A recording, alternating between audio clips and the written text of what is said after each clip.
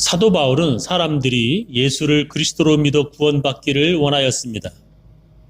그가 전도하며 많은 사람들을 만났는데 어떤 이들은 쉽게 예수를 믿게 되고 어떤 이들은 아무리 전도해도 예수를 믿지 않았습니다.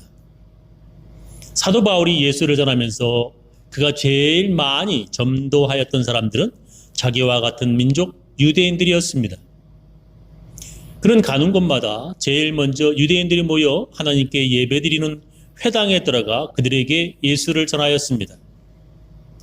그들은 어릴 적부터 하나님과 구약 성경을 배운 사람들이고 하나님과의 언약의 표시인 할례와 안식을 지키는 것을 목숨처럼 중요하게 여기는 사람들이었습니다. 그러나 아무것도 모르는 이방인들은 쉽게 예수를 믿는데 그렇게 율법을 많이 안다고 하는 유대인들은 좀처럼 예수를 믿지 않았습니다. 사도 바울은 바로 그것이 고민되었고 그의 기도 제목이었습니다. 그것은 마치 어릴 적부터 부모와 함께 교회를 다니던 믿음의 가정의 자녀가 어른이 되어서는 교회를 떠나 예수를 믿지 않아 그의 부모가 고민하는 것과 같습니다. 그가 얼마나 고민되었던지 로마서 9장에 이렇게 기록되어 있습니다. 나에게는 큰 슬픔과 그치지 않는 마음의 고통이 있습니다. 만일 내 동족이 구원만 얻는다면 내가 저주를 받아 그리스도에게서 떨어져 나가는 한이 있더라도 나는 그렇게 되기를 바라고 있습니다. 자기가 저주를 받아 그리스도에게서 떨어져 나갈지라도 유대인들이 구원받기를 원한다는 것입니다. 그들이 예수를 믿고 구원받기를 사도 바울은 그렇게 간절히 원하였던 것입니다.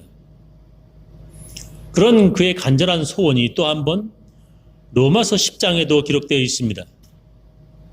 형제 자매 여러분, 내 마음의 간절한 소원과 하나님께 드리는 기도는 내 동족으로 하여금 구원을 받게 하는 것입니다. 그러나 그들은 믿음이 생기지 않았습니다. 사도 바울도 고민이었겠지만 유대인들 중에는 나도 믿고 싶습니다. 그러나 믿음이 생기지 않는 것을 나보고 어쩌란 말이오 하며 하소연하는 사람도 있었을 것입니다. 지금도 우리 주위에 자기도 믿고 싶은데 안 믿겨지는데 어쩌란 말이냐고 말하는 사람이 있는 것입니다. 그래서 사도 바울은 믿음이 어떻게 생기는가 알려주고 있습니다. 그것은 바로 믿음이라고 하는 것은 들음에서 생긴다는 것입니다. 그러므로 믿음은 듣는 데서 생기고 듣는 것은 그리스도의 말씀에서 비롯됩니다. 믿음은 들음에서 생기는데요. 그렇다면 유대인들이 듣지 못해서 믿음이 안 생겼는가? 유대인들에게 가서 전하라고 하는 사명을 받은 사람들, 전달자가 없어서 그들이 듣지 못했는가? 그렇지 않다는 것입니다. 사도 바울은 구약 성경을 인용하며 이렇게 말합니다. 그러나 믿지도 않은 분을 어떻게 부르며 듣지도 못한 분을 어떻게 믿겠습니까? 전하는 사람이 없이 어떻게 듣겠습니까?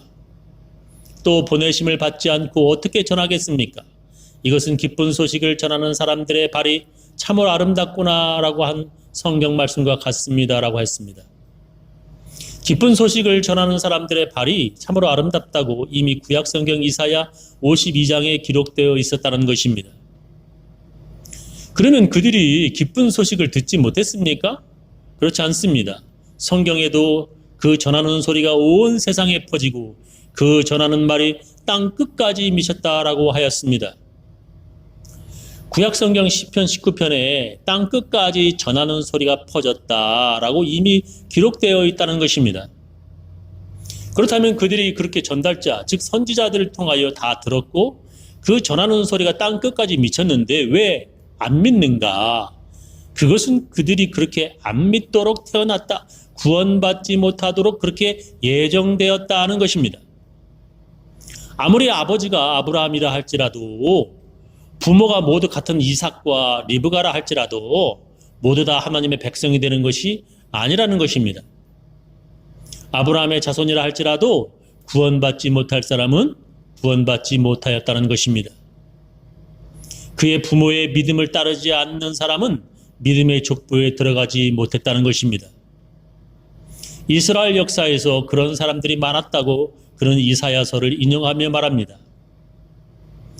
그러나 모든 이스라엘 사람이 다 기쁜 소식을 받아들인 것은 아닙니다. 이사야는 주님, 우리가 전한 것을 누가 믿었습니까? 라고 말합니다. 지금도 마찬가지입니다. 인터넷에 들어가면 유튜브에 그렇게 많은 목사의 설교들이 있습니다. 한국말뿐만 아니라 듣고 싶은 자기네 나라 말들로 만들어진 유명한 목사들의 설교들이 어마어마하게 많습니다. 또 교회들도 가는 곳마다 길가에 넘치도록 많습니다. 한국 교회들이 얼마나 많은지 미국 작은 마을에 중국 식당이 있는 것처럼 그렇게 많습니다. 그런데도 그들의 믿음이 생기지 않는 것은 바로 듣지 않아서라는 것입니다. 믿음의 가정의 자녀들이 왜 믿음이 생기지 않는가? 그것은 듣지 않아서라는 것입니다. 돈을 벌려면 이렇게 해라. 집 살려면 이렇게 해라. 건강하려면 이렇게 해라. 라는 소리에는 귀를 기울이고 집중해서 듣는데 믿음이 생기려면 이렇게 해라는 소리는 잔소리고 듣기 싫은 소리가 되는 것입니다. 그들은 이미 마음을 다른 곳에 빼앗긴 것입니다. 유대인들은 그렇게 복음에 대해서 귀를 닫고 마음을 닫고 있어서 들어도 믿음이 생기지 않는 것입니다. 그래서 하나님께서는 사도 바울을 이방인들에게 보내요. 복음을 전하게 하셨고 이방인들이 예수 믿고 하나님 백성 되는 것을 보고 질투하도록 만드셨습니다. 내가 다시 묻습니다. 이스라엘이 알지 못하였습니까? 이에 대하여 하나님께서 먼저 모세를 통하여 이렇게 말하였습니다. 나는 내 백성이 아닌 사람들로 너희의 질투심을 일으키고 미련한 백성들로 너희의 분노를 자아내겠다.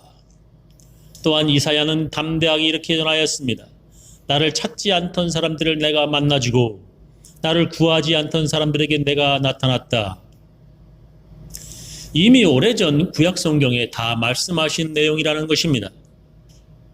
하나님께서는 하나님을 모르는 이방 사람들을 예수를 믿어 하나님의 백성이 되게 하겠다고 이미 오래전에 말씀하셨다는 것입니다. 그것은 하나님께서 호세아의 글 속에 하신 말씀과 같습니다. 나는 내 백성이 아닌 사람을 내 백성이라고 하겠다. 내가 사랑하지 않던 백성을 사랑하는 백성이라고 하겠다. 너희는 내 백성이 아니다 하고 말씀하신 그곳에서 살아계신 하나님의 자녀라고 일컬음을 받을 것이다. 지금도 믿음의 가정에서 태어난 자녀들이 그들의 부모의 신앙을 우습게 보고 교회를 떠나 예수를 믿지 않습니다. 장로의 자녀들이, 목사의 자녀들이 교회를 떠나 예수를 믿지 않습니다. 믿음의 부모들은 그것 때문에 고민하며 간절하게 기도합니다. 그러나 그들은 그런 것조차 아랑곳 하지 않고 교회에 다니지 않고 자기 멋대로 살아갑니다. 이제 하나님께서는 예수 믿지 않던 집안의 자녀들을 교회로 부르셔서 그들을 교회의 일꾼으로 삼으셨습니다. 부모가 믿음이 있다고 자동적으로 그들의 자녀들도 하나님의 백성이 되어지는 것이 아닙니다. 믿음의 길은 홀로 가야 하는 외로운 길이며 그러나 가족이 같이 교회 나갈 때 행복을 느끼는 복된 길입니다. 여러분의 자녀와 식구들이 모두 예수 잘 믿고 교회에 잘 다니고 있습니까? 그것은 하나님께서 여러분에게 주신 복이며 은혜입니다. 저는 우리 교인들 모든 가정이 다 같이 예수를 잘 믿어 하나님께서 주신 복과 은혜 받으시기를 예수님의 이름으로 축원합니다.